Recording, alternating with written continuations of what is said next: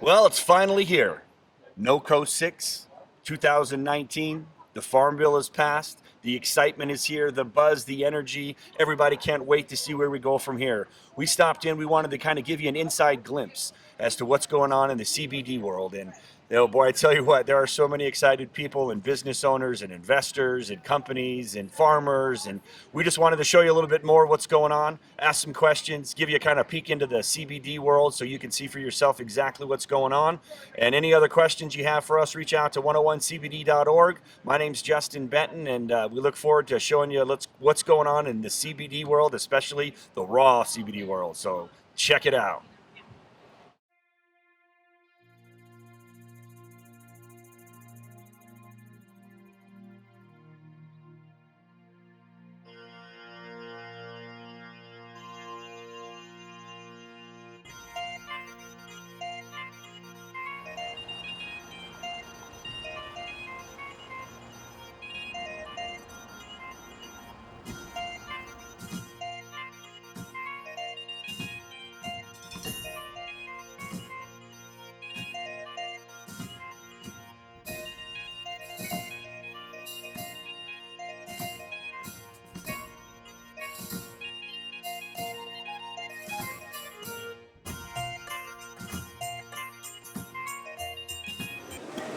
Hi, I'm with Patrick Gogan here with Open Law Group, and I thought we'd just stop and say hi and see what was going on here at this 2019 sixth annual NoCo. And man, have we come a long way. So Patrick was gracious enough to come by and stop by and talk with us for a few minutes, and I just wanted to capture his attention. He's basically the lead attorney who's making the hemp CBD happen here in California and throughout the country.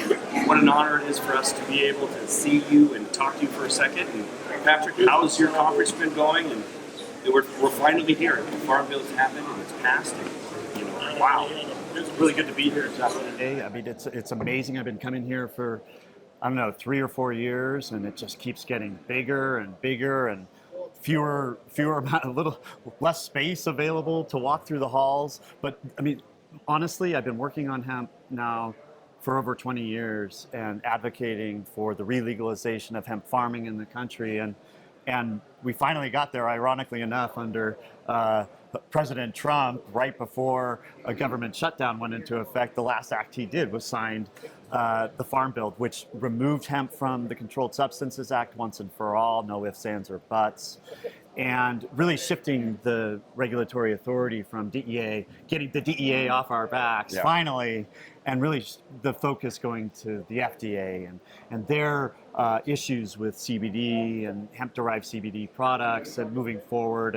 And we're going into this next phase of implementation and seeing the investment come in and the expansion of the space. And what I'm actually really excited about is the future development of the fiber markets and getting into processing and moving and creating, getting to the full potential of hemp. Awesome. Well, and as far as the excitement goes, I remember last year they had to shut the doors out and people could hardly get in. And this year I think all they have left is the Saturday tickets for $15. And I just walked through the conference and it was nuts to butts and elbows, and it's just like you feel like a salmon going upstream. So the excitement level is crazy and wild. And there's a lot of excitement about the Farm Bill that has passed, but we still have a journey left to go. And I know we've worked together, and Patrick's been awesome and amazing to help us guide what we're going to do with the next steps to make sure that CBD gets out there to all the masses and things like that. Tell them a little bit more about what we can do, how we can help make sure that CBD in California especially takes those appropriate steps to be on all the shelves and the accessibility to everybody in its true natural raw state. I know there's an organization that you could talk to about that. Yeah, so I've been on the board of directors going back 15 years with Vote Hemp, and Vote Hemp has really helped lead the way, starting in 2005 to a hemp statute in 2013, getting through 3 vetoes. And again, we helped lead on SB 1409 last year. We're trying to get hemp farming going in the state. And in fact, we're going to get it going. Registrations should be coming out as early as this coming week.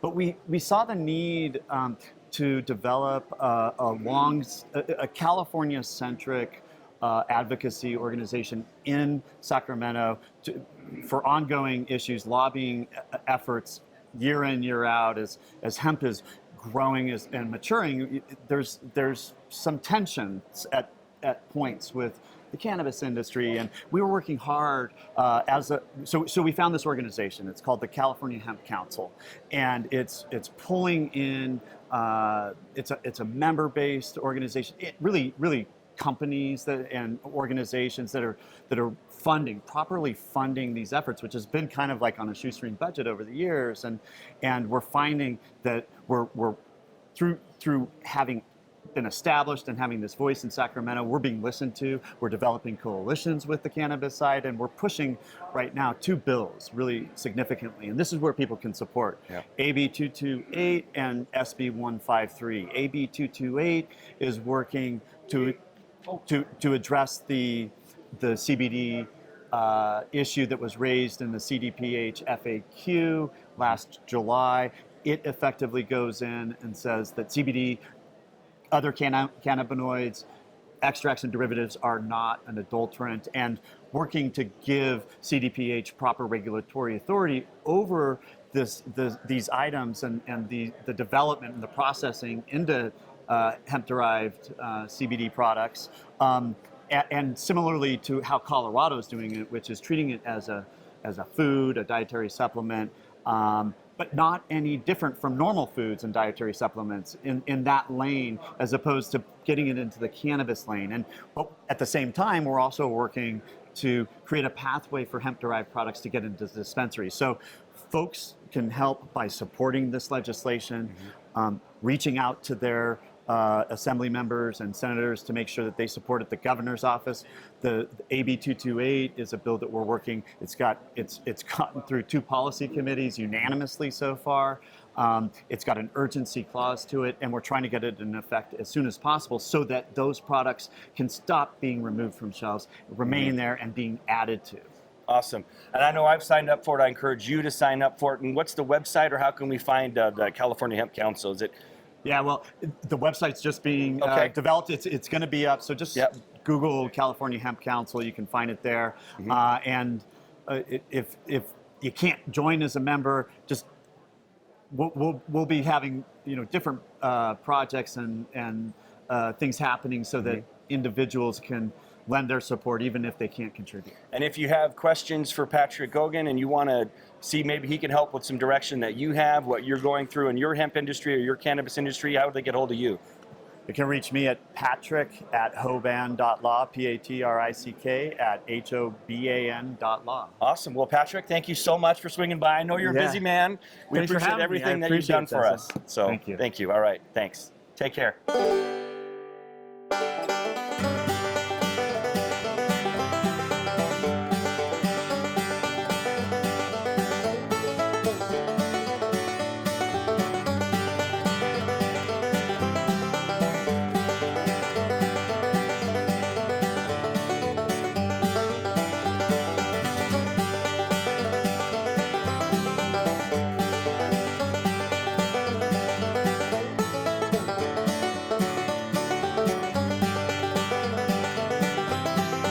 Welcome back. We got Joe Hickey with us, and you're with the Kentucky Hemp Coalition dating back to 1942, I believe, is what I just saw.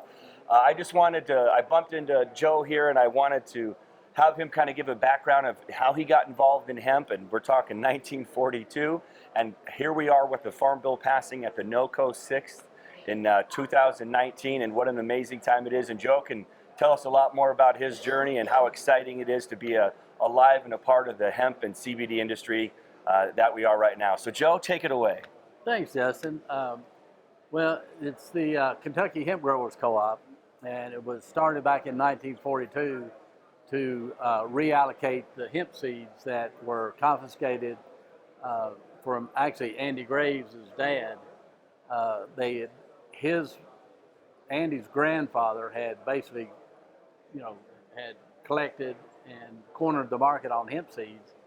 And so the Kentucky Hemp Growers Cooperative, after the government seized the seeds, was incorporated to return the seeds and spread them out back into the Kentucky farmers to grow for the Hemp for Victory program for Kentucky. So that's kind of where this whole thing started. I found the corporation, corporate records for the Kentucky Hemp Growers Co-op, and because we had the, Kentucky Tobacco Growers Co-op, and so we ended up reincorporating it, getting Andy's dad, his dad had the seeds redistributed by the Kentucky Hemp. So it was this symbiotic thing that just happened, that his dad's seeds were taken, and he ends up being the CEO or the chairman of the board of the Kentucky Hemp Growers Co-op that we reorganized in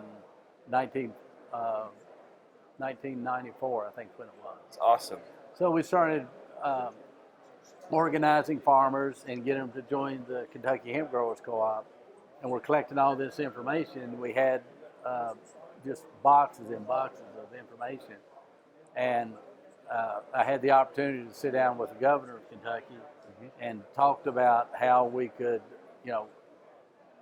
help the tobacco farmers. That right then, that's when you had all the tobacco executives up there going, I swear, nicotine is not, addictive. And so we saw the writing on the wall, and we were going, okay, we need to try to do something to help the tobacco farmers. So I went and met with the governor and showed him all this information, what was happening in France and England, what was getting ready to happen in Canada, and said, we need to do something for the Kentucky farmers. And after I showed him all this information, he said, Joe, if you were governor, what would you do? And I said, Governor, if it was me, I would form a task force to see if what I'm telling you is true. And he said, well, Joe, I believe what you're telling me is true. And I said, well, it's not really that, Governor. It's, the perception. If you have a task force, you have a task force looking into it, then people really, believe what you're saying. And he said, I think you're right. So he formed the task force. And so that was in '94. And so we kept going to Farm Bureau meetings. We went to National Farm Bureau and got support on the national level. And then in '96, Woody Harrelson called me up and said, I've heard what you're doing. I want to come in and meet with you. And so Woody came in. We, started doing PR with Woody. And then we came up with the idea of planting 4 hemp seeds. Have you heard? Oh, I think everyone's heard this story. Okay. So we got it set up, and he planted 4 hemp seeds. We went through the court for 4 years, and in 2000 we ended up at actually we had appealed it, to the Supreme Court, and they sent it back to district court. So what we end up doing is having a trial, and I got a friend of mine who was a former governor of Kentucky, Louis B. Nunn, to represent Woody and do the closing arguments. And it was one of the funny things that happened is I gave Governor Nunn a hemp bar. There you go. Hemp seed bar. And so he's talking about jury notification, which you can't do. You're not supposed to do that, even though, the Supreme Court and a lot of courts have said, they're the jurors are the last bastion to judge whether the law is right or not. And he was doing that and not supposed to be doing it. And so he pulls out the candy bar and he's like, takes a bite of it, and he's chewing it up, looking at the jurors back and forth, and he was going, well, ladies and gentlemen of the jury, he said, I've got it on me, and I got it in me. He said, so if you're going to convict me, he said, you're going to have to convict this man right here. Exactly. Talking about Woody. And so another serendipitous thing that happened, they go out to do the deliberations, and they weren't gone for 20 minutes. And they came back in. I looked at my watch. It was 4:20. Like it was meant to be. And so, he was found not guilty, and from there, we got 4 governors in 2001, because we had tried to get legislation passed for the last 3 years. And so in '91, we finally got the bill passed through the House, and we went to the Senate, and the head of the Senate David Williams said, we went and met with him. He said, okay, if you boys can get the votes, we'll let it come to the floor for a vote. So we got the votes, and he wasn't letting it come to the floor. So I went and met with Governor Nunn again and told him, I said, look, he told us if we got the votes that he would let it come to the floor. Yep. And so he said, well, do you have the votes? And I said, yeah, Governor, we got the votes. He said, well, hop in the car, let's go. Nice. So we go to Frankfurt, and we sit down. We go into David Williams, head of the Senate's office. He's the president of the Senate. And we walk in, and the governor says, you know, here, have a seat. And he just walks right into David's office. The secretary's going, Governor, wait a minute. Governor, okay, you know, everything's all right. He just walks in. And so he's in there for about 3 or 4 minutes, and somebody, whoever was in there, came out. And then about 5 minutes later, he comes out, and he's going, let's go.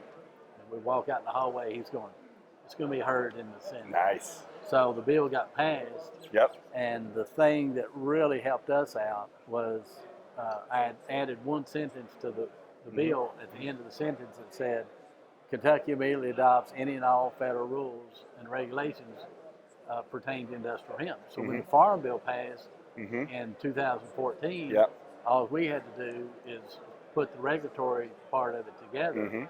And so we got ahead of everybody. And we were one of the first people to plant seeds in Kentucky in 2014. And this is going to be our 6th year of growing now. That's awesome. And something that's getting ready to happen on April the 25th is we're launching some of our seed variety, Victoria seed variety. We're sending a kilo up to the International Space Station. Out of this world. It'll be the first time that hemp has left the gravity of the Earth since time. Whenever it's going. So what we're doing is taking it up to see if there's any changes in the seed when we come bring it back down. And then what we're going to do, we're going to send more seeds up in about 3 or 4 months. But we're going to germinate the next seed in at the space station, and then we'll see how it reacts once it starts to germinate, and how, you know, when it comes back, if there's any difference in the molecular, you know, Budweiser's already done it. Budweiser sent hops. Did you hear about that? No. Yeah, they sent seeds up, so they're experimenting with the same thing.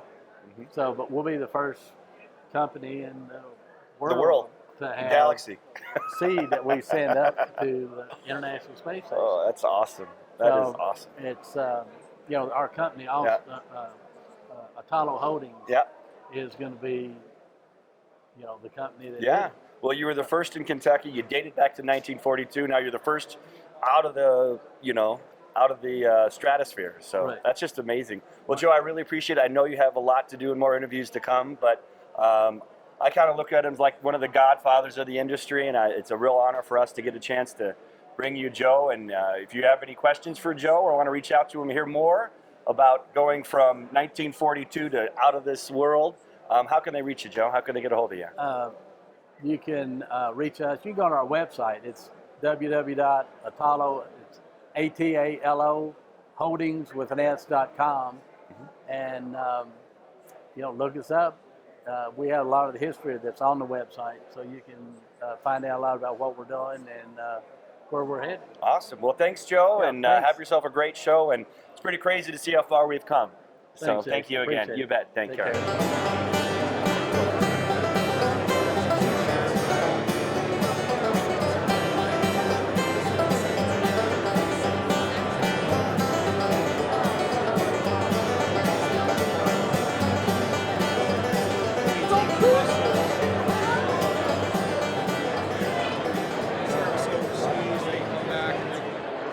Hey, welcome back. It's Justin at 101 CBD. We got ourselves another raw CBDer on the road to health. Her name is Jolene. Joheen. I knew I'd mess it up. Anyways, she's going to tell us a little bit more about her raw marketplace that they have to sell and buy raw CBD hemp products. Take it away. With our So Raw Marketplace is a community for buyers and sellers for raw, actually beyond raw package premium, but anybody with products to list can come and list their products, whether it's seed, flower, packaged products, and you can get buyers and sellers. It's a community to connect buyers and sellers. And the next phase, in a couple of weeks, we're going to launch a forum to create an online community of knowledge as well. So the sign up is free. It's a community. So if you're interested, go to rawmarket.place or hempmarket.place and just register. Sign up is free. Thank you. Awesome. Well, thanks so much, Jolene. And, you know, it's been an amazing show. How's been your conference overall? The buzz and the excitement this year? Gosh, this year has been amazing. Yeah. Awesome. NoCo has just grown. Yes. Well, I think next year we're either going to have to put us in the Denver Convention Center, the real one, or actually in Mile High Stadium. So we'll see what happens. Thanks again for stopping by. And, you know, Raw CBD, it's a more than a movement. It's happening. Thanks again. Hey, it's Justin here again with 101 CBD, finding another brother from another mother who gets the Raw CBD revolution that we're doing. So I wanted to just capture it, see his story, what they're all about, and how they've seen how the true full spectrum of using all the cannabinoids, all the A's, all the CBDAs out there, how they work and how they capture it. And just wanted to share this amazing guy and this amazing company with you guys. So I'll bring it over to you, Chris. Tell us a little bit more about what you guys are doing and what you've seen with the true full spectrum of CBDA. Excellent. Hey guys, so what we utilize is a large-scale water extraction. This is a new proprietary technology. The reason that we decided to go after this technology was because everyone on our team at Pioneer Botanicals has a personal story, either by themselves or a loved one, that has been directly affected by the medicinal benefits of CBD, CBDA, broad spectrum, and full spectrum. So what our process does is we're able to pull the cannabinoids out in their acidic precursor form and grab the broad array of all these bad boys, because as we know, there's no point in doing anything unless you're getting the entourage effect. The plant wouldn't come out of the ground if we weren't supposed to consume all of it. We have endocannabinoid systems that were built for us to consume the whole plant. So with all the research that's been coming out in the last years with different legislations and legalities, a lot more money's been pumped into it. A lot of people have realized that America's been funding, studies in Israeli for the last 40 years. It's all finally coming to light. And so thankfully we did get THC off the CSA list up to that 0.3%. We're crossing our fingers that maybe someday, hopefully, they will get the right idea that we need that 1% marker so we can really get the medicinal benefits to a wide variety of people. We can get rid of these BS legalities. We can break down the stigma and push professionalism forward in hemp industry and just work together in all things cannabis. We're all cousins, we're all friends, we're all family, and love conquers the demon. So we need to get everyone out here, get the education out there, and pull back all the garbage that we've been taking in over the last few years of misinformation, and just get this out to the masses in the correct form. Awesome. Well, I appreciate it, Chris. He's got the passion just like we got the passion to keep the CBD raw, keep it in its truest full spectrum. That's the way the plant was grown, and it was the way for us to consume it. So thanks for stopping by, Chris, and sharing this with us, and best of luck on your journey. We can't wait to see where it all goes in years to come. Awesome. Thanks, guys. Take care, guys.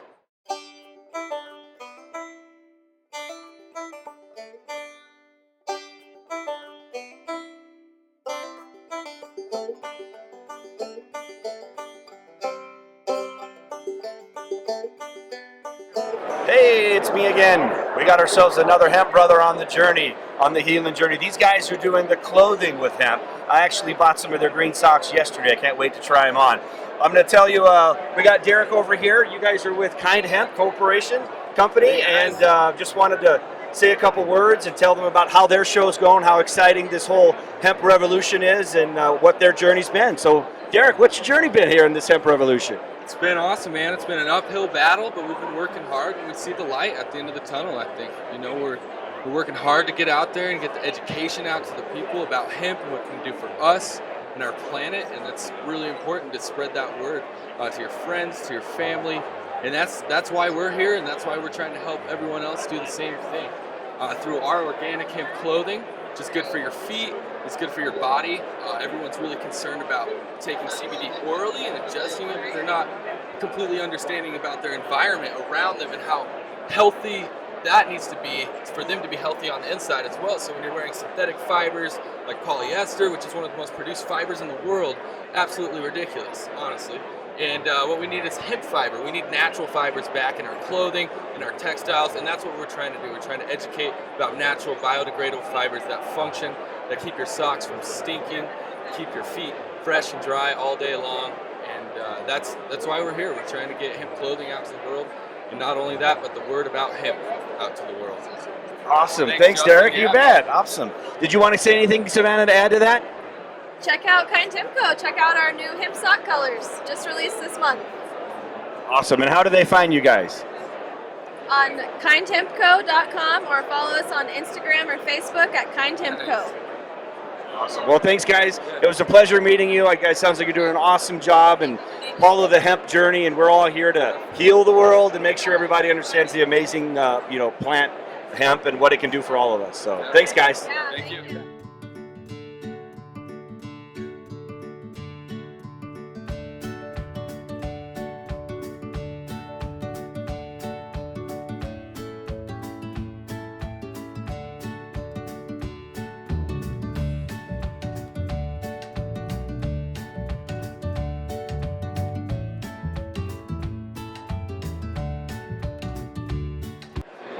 Hey guys, we're back again.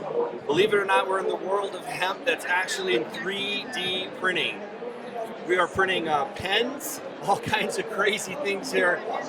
Who would have thought in the world of, over here we got Mark with Green Spring Technology. He's going to tell us a little bit more about how he got into the world of 3D hemp printing and how hemp's affected his life and what he sees in the future and how crazy this conference has been for them. Take it away, Mark. Hey, thank you. My name is Mark Linde from Green Spring Technologies. I'm an Air Force veteran, former Intel analyst, and I got into hemp through ulcerative colitis. Once my job with the government ended, I started using cannabis to help with the pain, and changed my life, changed my world. I always knew about the paper and the clothes. I thought they were just hippie clothes, but once I found out that you could make plastic out of hemp, there's a guy that redid his car out of hemp. You could build a house out of hemp. That's all I ever want to do for the rest of my life. So the first thing we came out with was a pen that was made out of hemp. And the idea behind this was to give it to our politicians and encourage them to change these ridiculous laws. Now, how can you say that this agricultural crop with so many uses should still remain prohibited in any way when we could literally use it and turn it into a pen to change these ridiculous laws? So that was the first thing that we came out with. The thing I love about this is it's assembled in a disabled workshop, and we package it in a bag that's also hemp. And this is sewn by the Dallas Lighthouse for the Blind. And we do that so there's no paper or plastic in the packaging. It's just plant material and a job for someone that needs it.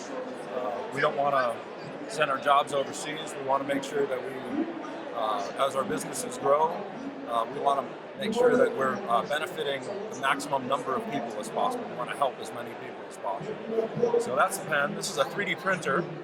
This material is called filament. Goes in here, and once it hits the nozzle, it works like a hot glue gun. It just goes back and forth, drawing one line after the next until it builds whatever you got to build. So much of the stuff on the table here is 3D printed, the clocks, the picture frames. The pens are injection molded. We got a little bit of everything too. We got some hurd over there. We got some stuff that's kind of like fiberglass. We love rock and roll too. So all our designs are, this is Elvis, TCB in a flash, baby. We got AC/DC, Ramones, Motorhead. We Got a hemp microphone. I can we got a hemp microphone. This is for the this is a prize for the karaoke contest this evening. So they asked us to 3D print a microphone for them. So we've been using this back and forth. It's pretty convenient that we're right in front of the stage and we're allowed them to borrow our microphone. Awesome. Well, Mark, I want to, it's an amazing journey. Who would have thought we would come to this day where we have 3D printing and senators signing, hemp laws into law with hemp pens, and it's amazing to see how versatile this product hemp truly is, and all the creative ways us humans can figure out a way to make our lives and our human existence here on this planet even better. So thanks again for sharing us your story, Mark, and best of journey on your journey with hemp and where it takes you. We'll be watching. Thanks again. Take care.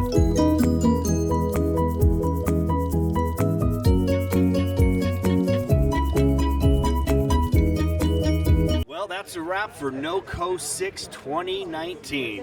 What an amazing journey it's been. Amazing people that we've met. It's the Farm Bill has passed. The excitement's here. All the investors and the farmers and all of the thought facilitators all in one place, and all the energy and the excitement to see what here's to come. So thanks for swinging by and checking us out at 101cbd.org. We look forward to hearing from you and your feedback. Be sure to like the YouTube video or follow our channel, and we'll also have links for all the people that you see here on the video. So thanks for stopping by, and we look forward to helping you on your health and your highway and your journey to your healthy living and your balance and your raw CBD. So take care, and we'll see you later on down the road. Got pain? Can't sleep? Stressed out? Go to 101cbd.org. 101cbd. If you have questions about how CBD can help, or why our raw CBD formulation is helping so many local Tri-County residents, you owe it to yourself to call 805-642-5623. Again, 805-642-5623. Or stop by one of our 2 Ventura County locations. Or go to www.101cbd.org. And remember, if you're in pain, can't sleep, stressed out, or have anxiety, just head over to 101cbd.org.